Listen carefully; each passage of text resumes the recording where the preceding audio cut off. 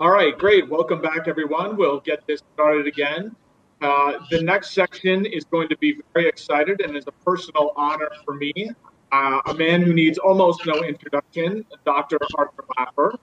Art is the founder and chairman of Laffer Associates, an institutional economic research and consulting firm, as well as Laffer Investments.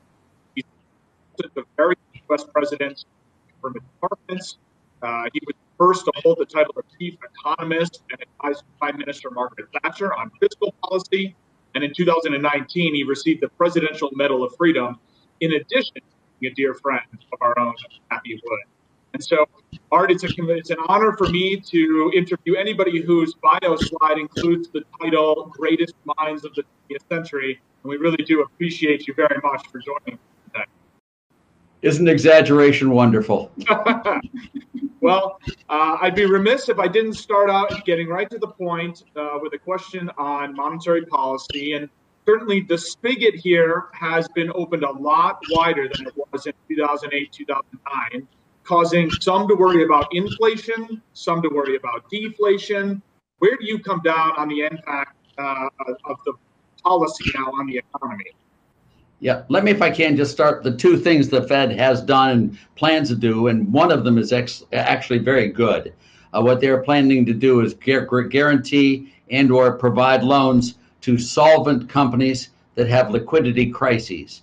This follows the advice of Walter Bagehot, the famous publisher of the London Economist in the 19th century, who said, in times of crisis, discount freely. The last thing we need is we don't need a liquidity crisis to morph into a solvency crisis. Therefore, for companies that are already solvent and just have a liquidity problem, loan guarantees and direct loans make a lot of sense. That's first. The second thing that the Fed is looking to do is expand the monetary base by some $4 trillion, which is about the silliest thing I've ever heard in my life.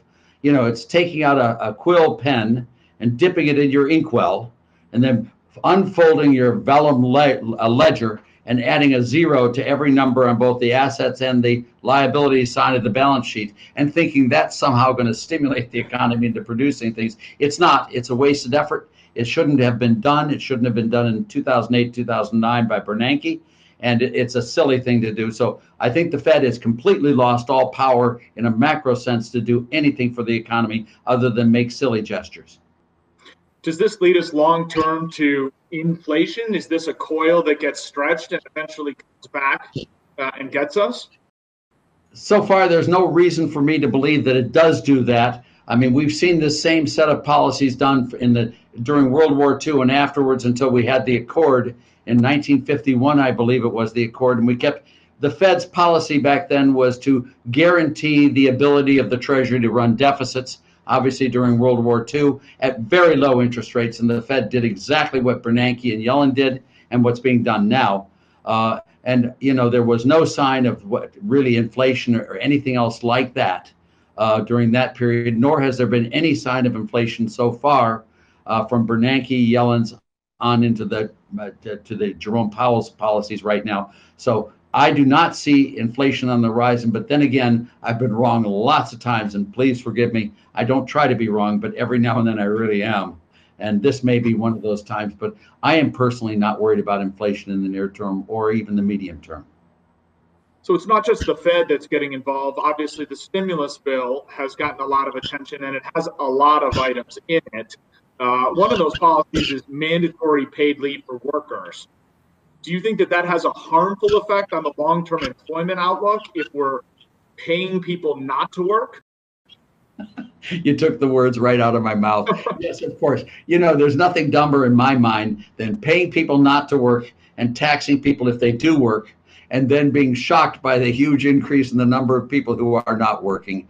And that's a lot of what this stimulus plan does, is exactly that. My view is that this stimulus plan, which is I think about 2.2 trillion, there are some good parts of it, let me just say that, but they are swamped by the bad parts. What this plan does is it does not reward people for producing more. What it does is pays people based upon some characteristic other than work effort. And if I may, you know, when you look at government spending, you know, government doesn't create resources. Government redistributes resources. And so when you look at it that way, Government spending is taxation. You can't bail someone out of trouble without putting someone else into trouble. At this time in our nation's history, in our nation's economy, is when we need to, most of all, really encourage production, not encourage people not to produce. And most of the stimulus plan is encouraging people not to work, not to produce. And I proposed, by the way, that we get rid of the payroll tax, both employer and employee, for the rest of this year on through December 31st, which would make it much more attractive for workers to work, 7.64% more attractive. And it would make it much more attractive for employers to employ workers and or retain workers, which is, again, 7.64% more attractive. And in that way, we could bounce back from this problem quickly. But this bill, the CARES bill, literally is going to slow the recovery, not to accelerate it. It's going to make it worse, not better. Would the impact of that payroll tax cut, if they eliminated the payroll tax for the rest of the year, would that be able to offset some of the damaging aspects that you think are actually in the bill, or is it too late on that? Well, it's already too late. The bill's been passed, but it would offset some of them, and it might offset a lot of them, as a matter of fact. I mean, if there were any second stimulus bill I would do, is I would do the payroll tax rate waiver for the rest of this year. I mean, when you think of this number, 2.2 trillion, we could have gotten rid of the income tax for the rest of this year with that type of money. It's just a ridiculous waste of money. I mean, obviously the monies inside the CARES Act that go to medicine, go to research, go to all that are really, really good. And we do need to get control of the medicine. But the idea is that these people are making panic decisions. You know, whenever someone makes a decision, when they're either panicked or drunk, the consequences are rarely attractive. And this is a classic sign. I've been through this with Nixon and Camp David in 1971, crazy policies that really hurt the country. I watched it with Nixon in 1974 when he did all the Watergate crazy cover-up stuff. There was panic decisions there. I watched Jerry Ford do the whip inflation now. I watched Jimmy Carter do the National Energy Plan, all panic. They trying to save the hostages in Tehran. I mean, goodness gracious. The only one who really was cool in all of this stuff was Ronald Reagan. We had a real problem in 1982, and I was in the inner circles for almost all of these policies, by the way, in the White House discussion groups. And, you know, in 1982, we had made a mistake of phasing in the income tax. So it caused people to defer their income and caused a sharp drop in the economy. Everyone wanted the president to get rid of the third year of the tax cuts. He refused. And as of January 1st, 1983 to June 30th, 1984, the real economy of the U.S. grew by 12%. That is an 8% per annum compound rate. I mean, Chinese growth rates, because the president smartly did not do anything. In 1987, we had the huge crash in the stock market, as you may remember. I was driving up from Rancho Santa Fe, California to LA for a Financial Analyst Society talk. And in that 3 hours or 4 hours of the drive, the stock market fell by some 30%. Again, everyone was like 5-year-old kids in a scary movie. They all wanted to do something. And Reagan quite wisely just stood there and said, "Don't just stand there, undo something," which is the right thing to do. A crisis is a perfect opportunity for getting government out of the private sector. There is no time on earth more critical for free market economics and private activity than during a crisis.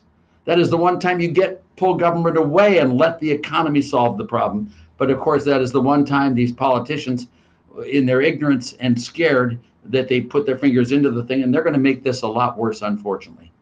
One of the things we talk about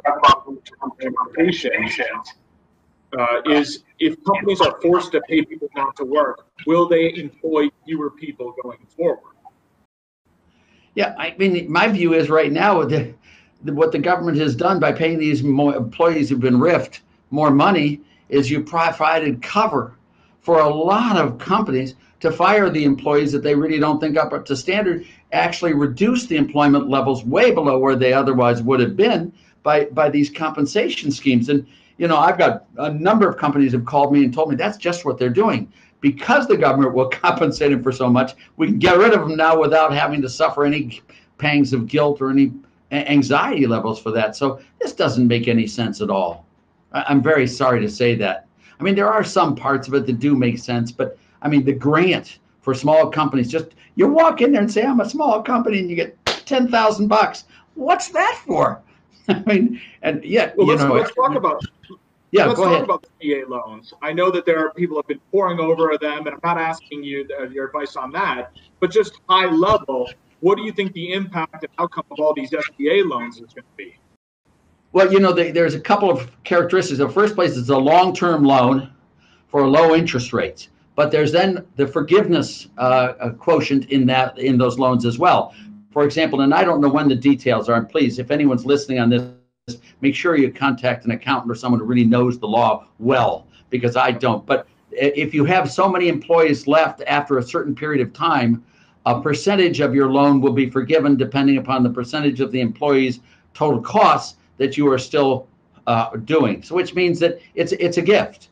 And I think it's 2.5 times or something like that of a month's payroll plus other expenses associated with that. And also mortgage, I think, or interest on your mortgage or your rent. I mean, it's got other costs in there as well. This, again, is better than most of the stuff. At least they're wanting to have you lower the cost of keeping employees, retaining them, or hiring them. But, you know, my goodness, this is not what the government should be doing. What they should be doing is relieving you of the market pressures and letting you keep people and work with them. The other thing that really bothers me, and again, on all of this stuff, is the sheltering, the isolation, keeping yourselves away. I know very well what the doctors say, and I'm not going to second guess a doctor on any of those comments. I'm not. But what they don't do is they do not consider the economic consequences of their actions. And I read a lot of biology, physics, mathematics. This is what I do. I mean, that's my hobby. I've always done it all my life, and I'm pretty up to date on all this stuff. And that's why I love Kathy, and that's why I love ARK and all this stuff. You guys are really up in the frontiers of this stuff. But when I look at it, they want all of this stuff that people can't work at home, can't work in the factories, et cetera. They're on leave. I'm 80 years old.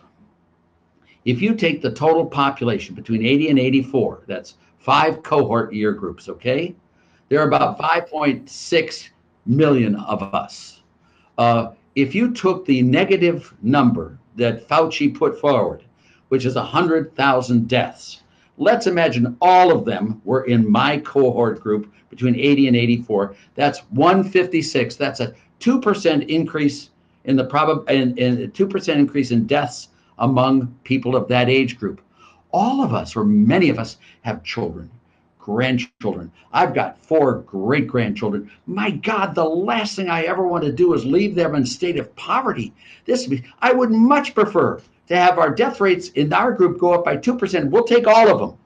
If you could just make damn sure you don't make all my kids, grandkids, and great-grandkids live in poverty for years to come. You know, being poor is not healthy. Look at the difference in life expectancies for poor places like West Virginia, like Kentucky, like these places. It's not healthy. Look at Ethiopia versus the US. I don't care where you look. There's a huge health consequence to lack of income and depression or decline. And unfortunately, these people are not looking at any of the economic sides. I loved it when the president said he would like to have us go back to work on Easter. He's extended it back now to the end of April, but you know, that's really serious. You've got to think of the whole package, and they're not. They just plain aren't. When we think of the whole package, I mean, you talk about, and I think people listening are thinking about their children and their grandchildren also. When we think about a $20 trillion GDP and consider the impact of the stimulus bill, plus the monetary policy, plus the proposed infrastructure bill on top of the deficit that we already had, what are the long-term ramifications of all of these things happening at the same time for the next few generations down the road? Let me just do the numbers for you on this. And the stimulus package is 2.2 trillion. What they're now talking is an infrastructure stimulus part 4, which would be 2 trillion. And that we've got a deficit without any of these policies of 1 trillion. So you add them all together, you get a little bit more than $5 trillion increase in debt. If you combine that 5 trillion with GDP, which is about 20 trillion, that's about 25% of GDP.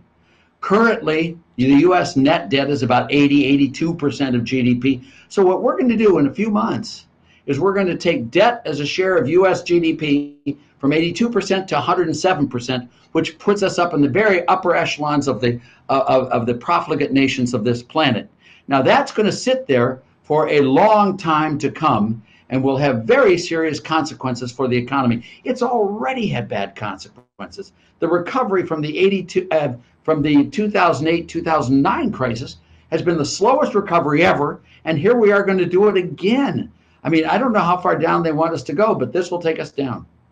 After this crisis is over and that amount is then sitting on the balance sheet, how do future generations chip away at that to get us back to some sense of normalcy relative to those ratios?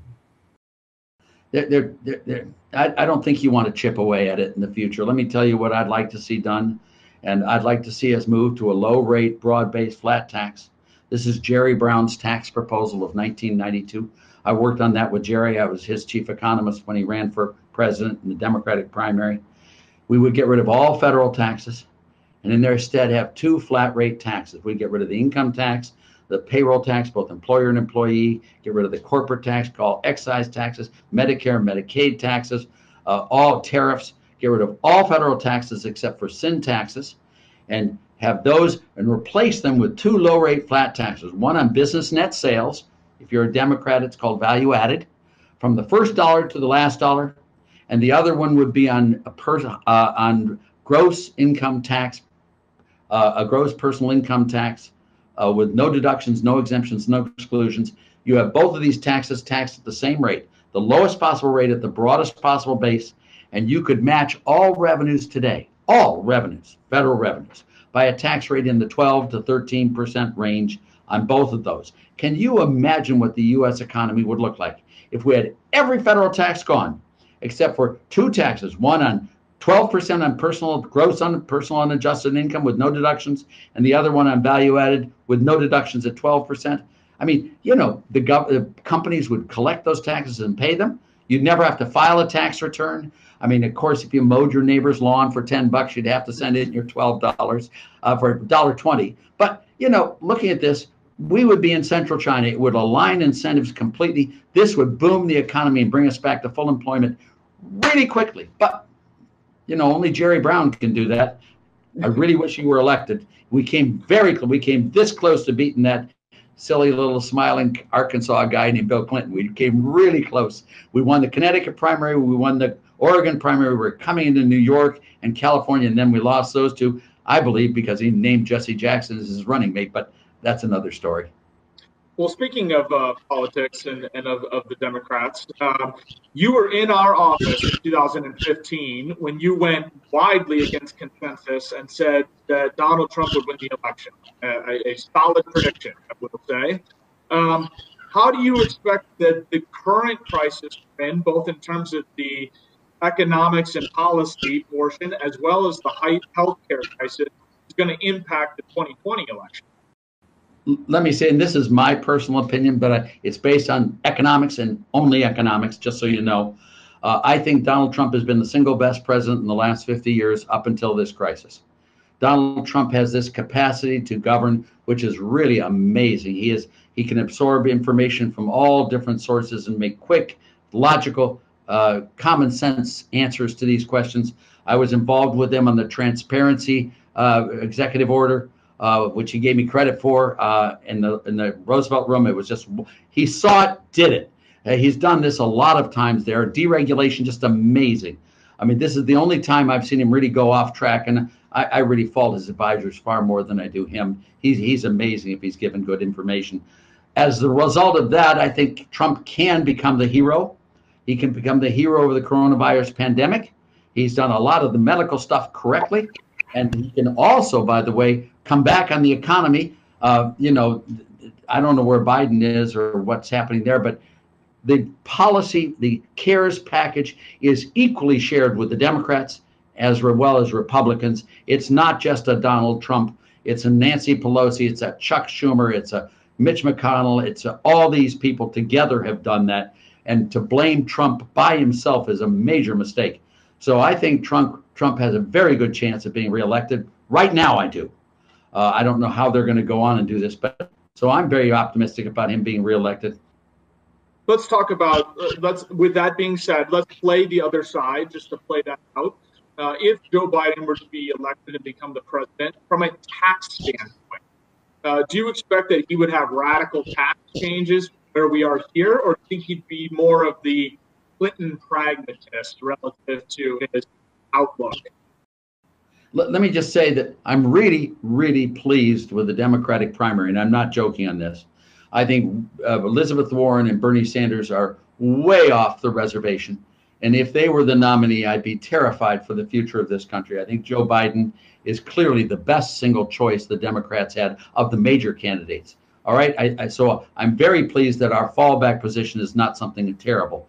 Now, if Joe Biden were elected and had a Democratic House and Senate, I think he would do some policies that I don't like, but I don't think it would be catastrophic for the country. I think it would be very damaging for the country, but not catastrophic. Bernie Sanders, Elizabeth Warren, and Omar and the other ones, AOC, I think would be a very serious problem for us in keeping a democracy and free markets running.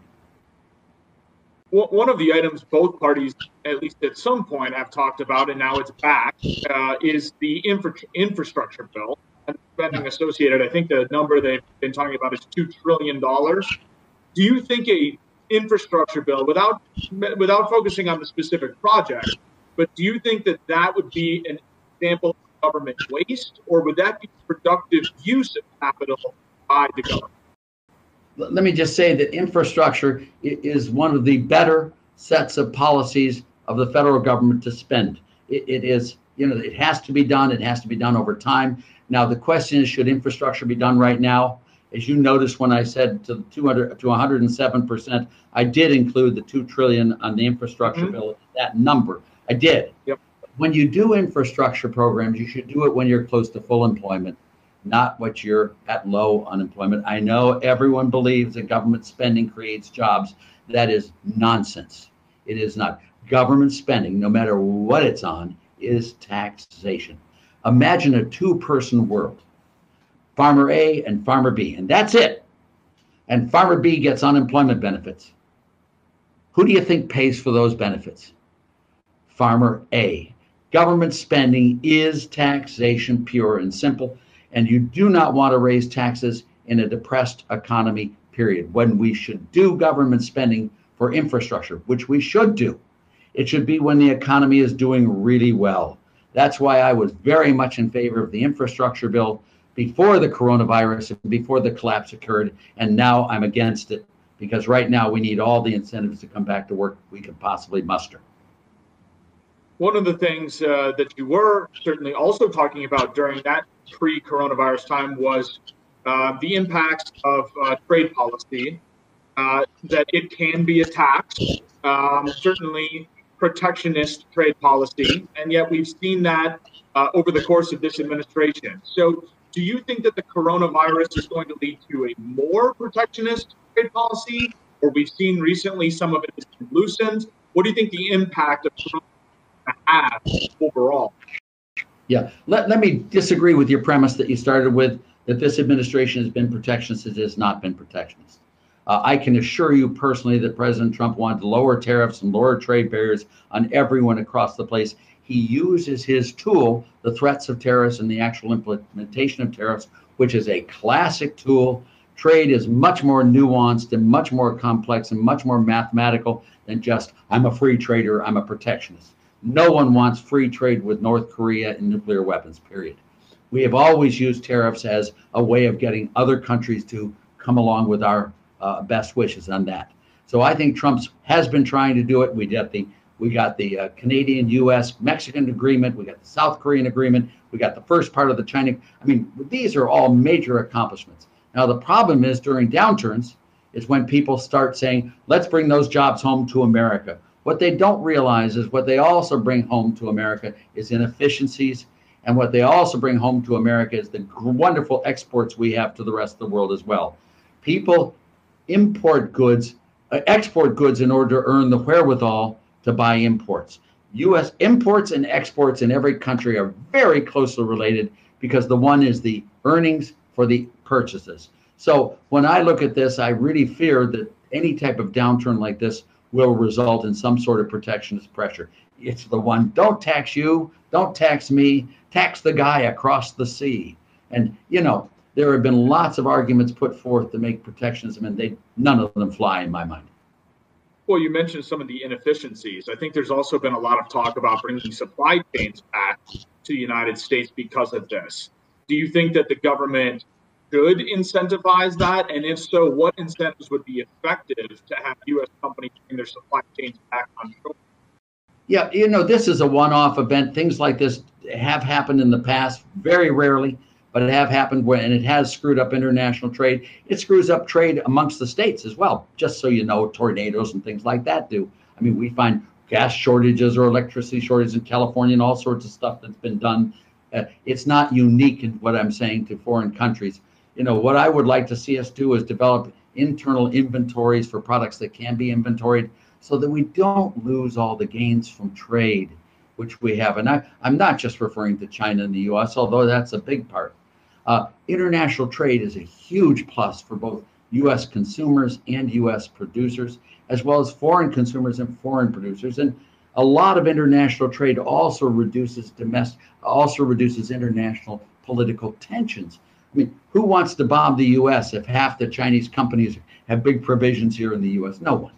And so I think trade should not be made the scapegoat of this coronavirus. It shouldn't.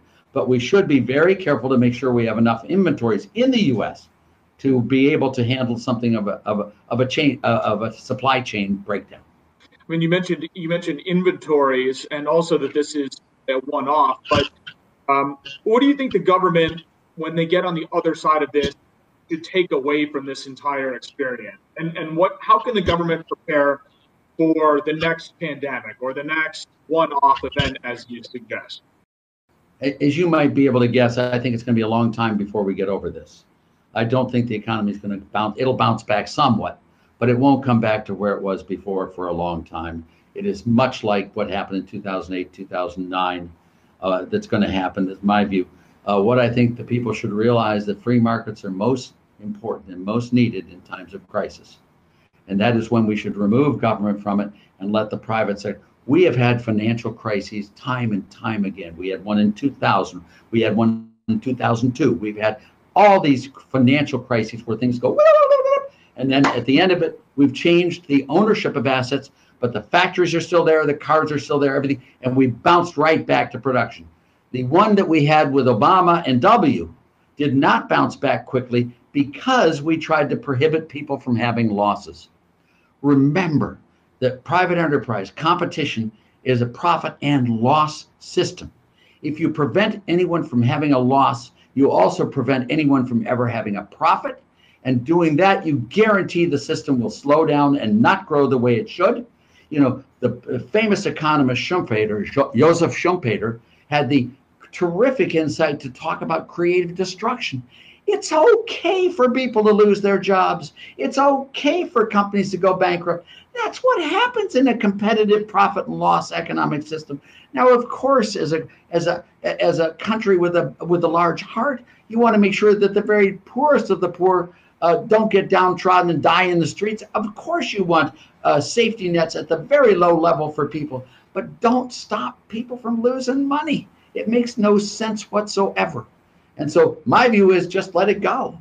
And, you know, if everyone around you is panicked and screaming, my advice is put your hands over your ears, shut your eyes and shout, I'm not listening, until tomorrow. They won't be panicked then. And, you know, when these politicians act the way they do, you grab your wallet and you run to your basement. You get as much liquidity as you can in your company right now, because that's what you're going to need. You're going to need liquidity to make it through the next year. Believe me when I tell you that.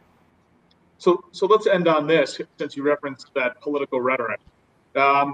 Some politicians have been adamant that this is not a stimulus set of policies, it's a relief set of policies. From an economist's point of view, is that just a title, or does that matter? Well, it's a title, but it does. You know, it's trying to be relief, but it's not. There's nothing compassionate about giving away other people's monies.